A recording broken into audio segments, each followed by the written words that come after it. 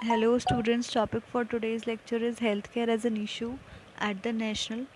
In this, the assessment of health status and health problems is the first requirement for any planned efforts to develop health services. The data required for analysis of health situation and health problems comprise of the morality, morbidity, democratic situations, socio-economic factors. Now we'll deal with the definitions. Firstly, definition of health. According to WHO, health is a state of complete physical, mental, social, and spiritual well being, and not merely the absence of disease or infirmity. Then come health problem. It is a state in which we are unable to function normally, likewise state of ill health, unhealthiness. Then comes healthcare. It is a multitude of services rendered to the individual, families, or communities by the agent of health services or professionals for the purpose of promoting, maintaining, monitoring, or restoring health. Then comes the healthcare challenges. First is awareness or lack of it. That is, there is very less number of people who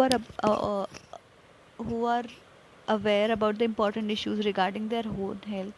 Example, an adequate knowledge regarding breastfeeding practice was found in only one third of the maternal mothers in two studies, and a study in urban Haryana found that only 11.3% of the adolescent girls studies knew correctly about the key reproductive health issues. Then, second point is access to healthcare or lack of it. Physical reach is one of the basic determinants of the access, defined as the ability to enter a healthcare facility within 5 kilometers from the place of residence or work.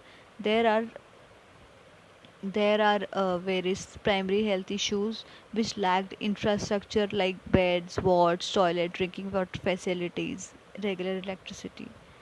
Then comes absence or the human power crisis in healthcare.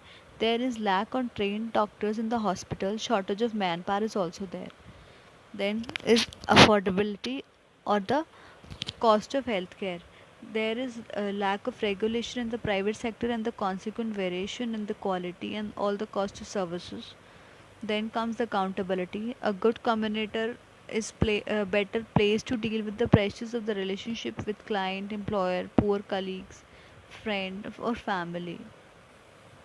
Then comes the conclusion. We should get ready for to face a future which is full of possibility and uncertainty in equal measures, and to prepare to meet the challenges, remembering the fight against ill health is the fight against all, and that is harmful to humanity. So we should come together and fight against ill health.